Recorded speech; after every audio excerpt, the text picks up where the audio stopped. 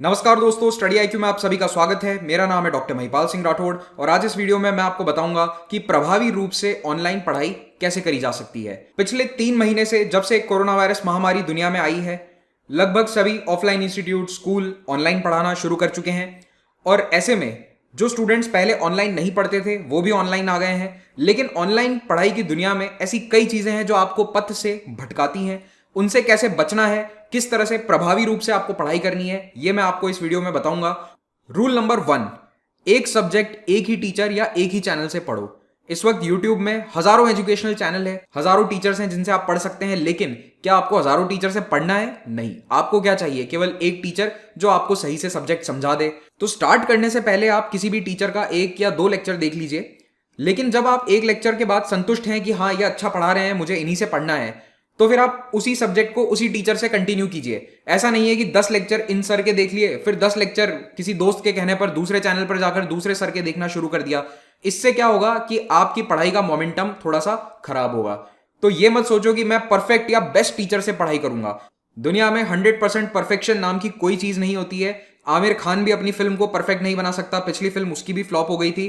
तो याद रखना, आपको भी एजुकेशनल दुनिया का राजीव मसंद नहीं बनना है कि कौन सा टीचर बेहतर है, कौन सा बेहतर नहीं है, इसके ऊपर आप क्रिटिकल एनालिसिस देते फिरो अपने फ्रेंड सर्कल में। नहीं, आपका काम है ज्ञान हासिल करना। जो टीचर दे रहा है अपना ज्ञान हासिल करो, उसे एग्जाम में अप्लाई करो और अच्छे नंबर स्कोर करो। रूल नंबर 2, ऐसे टीचर्स को या ऐसे चैनल्स को फॉलो मत करो जो आपका समय खराब करते हो पढ़ाई के अलावा बातें करने में। कई ऐसे टीचर्स हैं जो अपने बारे में, अपने अचीवमेंट्स के बारे में, अपनी hobbies, favourite food, favourite movie, इन सब के बारे में बताते रहेंगे। तो उससे आपका समय खराब हो रहा है। अब यहां पर उन टीचर्स की भी गलती नहीं है, क्योंकि देखिए ऑफलाइन में ये सभी बातें ओके है। वहां पर 1 या 2 घंटे की क्लास होती है, तो थोड़ा स्टूडेंट्स को भी टाइम पास के लिए या फिर एंटरटेन करने के लिए, एंगेजमेंट बनाए रखने के लिए, नींद से जगाए रखने के लिए टीचर्स इस तरह की बात करते हैं, जो सही भी है ऑफलाइन मीडियम में। लेकिन ऑनलाइन में जहां क्लास ही आपकी 15, 20 या 30 मिनट की है मैक्सिमम, वहां पे इस तरह की बातें आपका समय खराब करती हैं और आपका पढ़ाई से ध्यान भटकाती हैं। हाँ, अगर आपको उस टीचर में बहुत ज्यादा इंटरेस्ट है, आपको उनके अचीवमेंट्स जानने हैं, तो आप उनको सोशल मीडिया पे फॉलो कीजिए। लेकिन यूट्यूब पर या फिर एजुकेशनल प्लेटफॉर्म पर अगर आपका समय खराब किया जा रहा है इन बातों के द्वारा, तो उस टीचर को या उस चैनल को फॉलो मत कीजिए। एक और रीसेंट ट्रेंड मैंने देखा पिछले 1 साल में कि कई कोचिंग इंस्टीट्यूट्स या टीचर्स की जो लड़ाइयां हैं उसमें स्टूडेंट्स अपना समय खराब कर रहे हैं, उनके लिए वीडियोस बना रहे हैं, कमेंट कर रहे हैं। इन सब बातों में मत पड़ो, आपका इसमें कोई लेना देना नहीं है। वो टीचर्स या इंस्टीट्यूट्स की आपस की फाइट है, आपका उसमें समय और दिमाग दोनों व्यर्थ ही जा रहा है। आपको केवल अपनी पढ़ाई पे फोकस करना है। रूल नंबर 3, हमेशा नोट्स बनाओ। जब भी आप कोई ऑनलाइन लेक्चर देखते हो तो अपने हाथ में पेन और कॉपी रखा करो। अगर कोई रेलेवेंट पॉइंट आपको नजर आता है, तुरंत उसे नोट डाउन कर लो। हो सकता है कि आपके नोट्स में ही वो पॉइंट ऐड कर रहे हैं आप, या फिर आप फ्रेश नोट्स बनाते हैं, उनमें बना लीजिए। मैं ये नहीं कह रहा कि पूरी लेक्चर के अंदर जो नोट्स आ रहे हैं, जो स्लाइड पे लिखा है, आप उसको कॉपी करना शुरू कर दो। नहीं, क्योंकि ज्यादातर क्लासेस के पीडीएफ अवेलेबल होते हैं। लेकिन याद रखिए, पीडीएफ इकट्ठा करना भी एक प्रकार की गलत आदत है। लोग पीडीएफ इकट्ठा करते रहते हैं लेकिन उन्हें पढ़ नहीं पाते हैं। उससे बेहतर मेरे अनुसार यही है कि आप रेलेवेंट पॉइंट्स जो आपको लगता है कि आपको पता नहीं थे या फिर आपके नोट्स में ये पॉइंट मौजूद नहीं थे, उन्हें ऐड कर लीजिए अपने नोट्स में। Rule number 4, read standard books. देखिए, एज ए टीचर हमारी ये जिम्मेदारी होती है कि हम आपको कोई जटिल टॉपिक को सरल भाषा में समझा दें। लेकिन एज ए स्टूडेंट आपका क्या काम है? आप उस ज्ञान को, उस नॉलेज को एग्जाम में फिर से लिख सकें या रिप्रोड्यूस कर सकें। तो लेक्चर को देखना और टॉपिक को समझना केवल स्टेप 1 है। स्टेप 2 है स्टैंडर्ड किताबों से पढ़ना, और स्टेप 3 है राइटिंग प्रैक्टिस करना या फिर एमसीक्यू पेपर्स को सॉल्व करना, मॉक टेस्ट सॉल्व करना, जिससे आप एग्जाम रेडी हो पाए। मुझे खुद कम से कम 10 मैसेज आते हैं हर रोज ये पूछते हुए कि क्या हमें एनसीईआरटी पढ़नी चाहिए, क्या हमें ये किताब पढ़नी चाहिए, सतीश चंद्रा पढ़नी चाहिए। तो देखिए, उन सभी का एक ही जवाब है, हाँ आपको किताबें पढ़नी है। वो स्टैंडर्ड टेक्स्ट बुक इसीलिए कहलाती हैं क्योंकि वो स्टैंडर्ड शब्द का मतलब ही यही है कि उसे हर किसी को पढ़ना है। It is common, it is standard for everyone. किताब की इंपॉर्टेंस को इस बात से समझो कि दुनिया में जितने भी मेजर रिलीजन्स हैं, धर्म हैं, उन सभी में जो भगवान के द्वारा बातें कही गई थी, प्रवचन दिए गए थे, उनको किताबों में लिखा गया और उसी के बेसिस पर धर्म आगे चल रहा है। तो चाहे वो गीता हो या बाइबल हो या फिर कुरान हो, हर किताब की अपनी महत्ता है, इंपॉर्टेंस है। तो आप भी किताबों की इंपॉर्टेंस को समझो और उन्हें पढ़ो। रूल नंबर 5, एक टाइम टेबल या शेड्यूल बनाकर वीडियो लेक्चर्स को देखिए।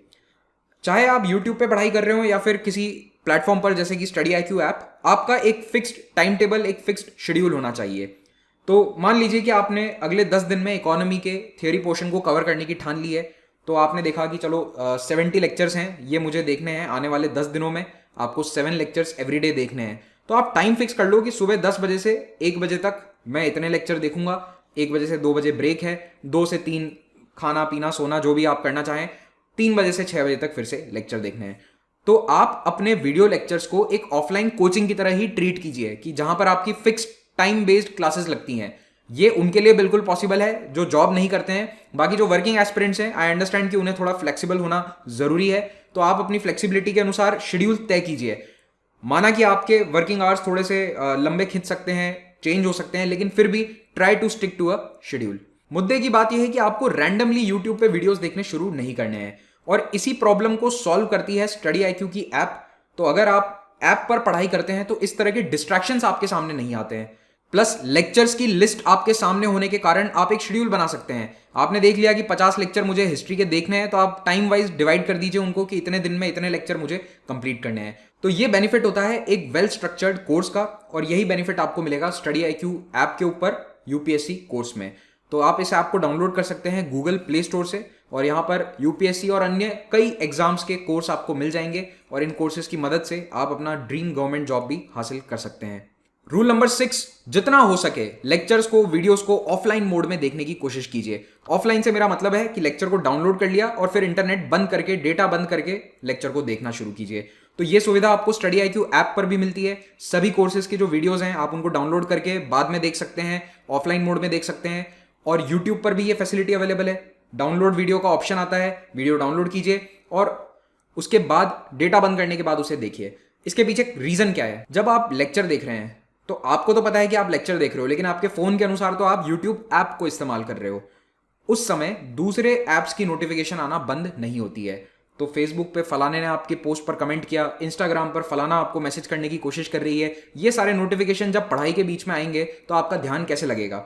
तो इन सबसे बचने का बेस्ट तरीका यही है कि फोन का डेटा बंद करके लेक्चर्स को देखा करो। जिन स्टूडेंट्स के पास कंप्यूटर, लैपटॉप, PC ये सुविधा उपलब्ध है, तो ये लोग वीडियोस PC पर देखें, कंप्यूटर पर देखें बजाय मोबाइल फोन के। हर किसी के पास कंप्यूटर अवेलेबल नहीं होगा, मैं मानता हूं, इसीलिए आपको मैंने पहले ये सजेस्ट किया था कि ऑफलाइन मोड फोन में। लेकिन अगर कंप्यूटर अवेलेबल है तो कंप्यूटर पे देखिए, क्योंकि इतने नोटिफिकेशन कंप्यूटर पर नहीं आते हैं। कंप्यूटर पर जो मेन डिस्ट्रैक्शन होता है वो ये कि लोग मल्टीपल टैब्स खोल लेते हैं, 10 यूट्यूब वीडियो खोल लिए, सभी को देखना चाहते हैं। ये आपको नहीं करना है, मल्टीपल टैब्स ओपन करने से बचिए। रूल नंबर 7, मोबाइल फोन में वीडियो देखते वक्त हमेशा लैंडस्केप मोड में वीडियो को देखना है। जिन्हें नहीं पता उन्हें बता देता हूं, इस तरह से मोबाइल स्क्रीन जब आपको नजर आती है सीधी, इसे कहते हैं पोर्ट्रेट मोड।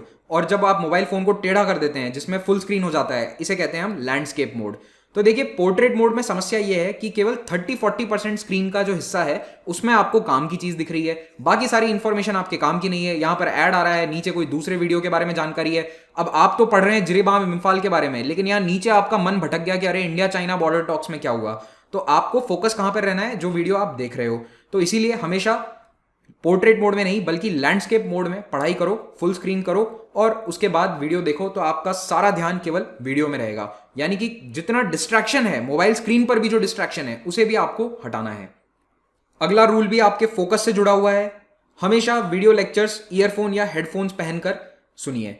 तो देखिए, घर में अगर आपको दिखावा नहीं करना कि आप पढ़ रहे हो तो ईयरफोन लगा लो चुपचाप, क्योंकि उससे घर का जो आसपास का शोर है वो आपको सुनाई नहीं देगा। घर है, खाना बनता है, प्रेशर कुकर की सीटी बजती है, आसपास बच्चे चिल्लाते हैं, रोते हैं, खेलते हैं, ये सारा नॉइज आपको कहीं ना कहीं डिस्ट्रैक्ट करता है। अगर आप लाइब्रेरी में जाकर पढ़ते हो तो वैसे ही ईयरफोन लगाने पड़ेंगे, दूसरे डिस्टर्ब होंगे नहीं तो। अगर किसी पब्लिक स्पेस या पब्लिक ट्रांसपोर्ट में है तब भी ईयरफोन लगाकर ही सुनिए, क्योंकि पहली बात तो ये एटिकेट है, आसपास के लोगों को डिस्टर्ब नहीं करना चाहिए। और दूसरी बात, पब्लिक स्पेस में है तो आसपास कोई ना कोई बात कर रहा होगा, कोई खेल रहा होगा, कोई चिल्ला रहा होगा। ऐसे में आपका ध्यान लेक्चर पर नहीं रहेगा तो भी 70-80% ध्यान है। 100% फोकस अगर आपको चाहिए तो फिर आप ईयरफोन लगाइए और दूसरा नॉइज, आसपास की जो आवाजें हैं उन्हें ब्लॉकआउट करते हुए केवल अपने लेक्चर पर ध्यान दीजिए।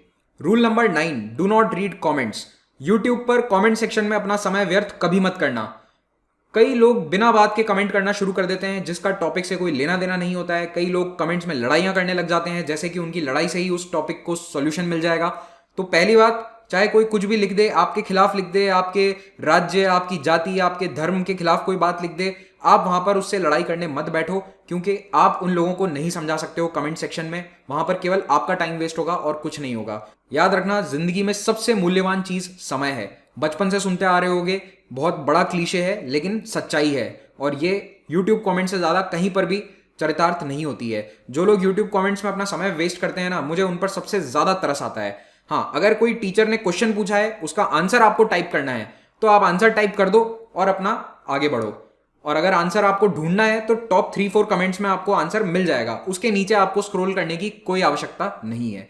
हाँ, अगर आपके पास जीवन में बहुत ज़्यादा फ्री टाइम है, आपको आनंद आता है कमेंट्स पढ़ने में, उसी से आपका एंटरटेनमेंट होता है, तो डेफिनेटली पढ़िए कमेंट्स, लीजिए जीवन के मजे। रूल नंबर 10, अपने शरीर का, अपने पोस्चर का और अपनी आंखों का ध्यान रखिए। जो लोग स्क्रीन टाइम के आदी नहीं है, खास करके जो ऑफलाइन मोड में पढ़ते थे या केवल किताबों से पढ़ते थे, ऑनलाइन में अभी अभी आए हैं, उन्हें ये समस्या ज़्यादा होगी। ज़्यादा समय तक स्क्रीन पे देखने के कारण आंखों में ड्राइनेस आ सकती है, कुछ लोगों की आंखों में पानी आ सकता है। इन सभी बातों को अवॉइड करने के लिए फ्रीक्वेंट ब्रेक लेना ज़रूरी है। 20 मिनट तक लगातार स्क्रीन पर देखने के बाद एक ब्रेक लीजिए। 2 मिनट तक थोड़ा दूर देखिए, कम से कम 20 फीट दूर देखिए, ताकि आपकी आंखों का फोकस चेंज हो। अगर आप चश्मा पहनते हैं तो कोशिश करिए कि ब्लू कट लेंसेज या ब्लू कट ग्लास का चश्मा बनवाएं। थोड़ा सा महंगा होता है, लेकिन इससे आपको स्क्रीन में देखने में काफ़ी कंफर्ट महसूस होगा। अपने पोस्चर का आपको पूरा ध्यान रखना है। तो ये ना केवल ऑनलाइन एजुकेशन बल्कि जनरल मोबाइल यूज में भी बहुत बड़ी समस्या है कि लोग गर्दन झुकाकर इस तरह से आंखें नीचे करके मोबाइल स्क्रीन को देखते हैं। ये गलत है। आप फोन को ऊपर उठाइए, स्क्रीन को ऊपर उठाकर अपनी आंखों के पास लाइए। गर्दन झुकाना गलत है, गर्दन को स्ट्रेट रखना है, कमर को सीधा रखना है। जो लेक्चर्स देख रहे हैं ऑनलाइन, उनके लिए एक छोटा सा सुझाव है, आप हो सके तो इस तरह का एक स्टैंड खरीद लो। ज़्यादा महंगा नहीं आता है, ये 100-150 रुपये का स्टैंड है। तो इस तरह के स्टैंड से आपको काफ़ी सहूलियत होगी, फ़ोन हाथ में नहीं पकड़ना होगा और थोड़ा सा व्यूइंग एंगल जो है वो आपका सुधर जाएगा। अगर ये भी नहीं है या फिर खरीद नहीं सकते, तो एटलीस्ट फ़ोन को किताबों के सहारे टिका दो, उसे बुक्स के सहारे खड़ा कर दो, फिर फ़ोन पे वीडियोस आप देखिए। मैं उम्मीद करता हूं कि आप इन नियमों का पालन करेंगे और अपने ऑनलाइन अध्ययन की एफिशिएंसी को डबल कर देंगे। All the best. Thank you very much for watching this. Have a great day.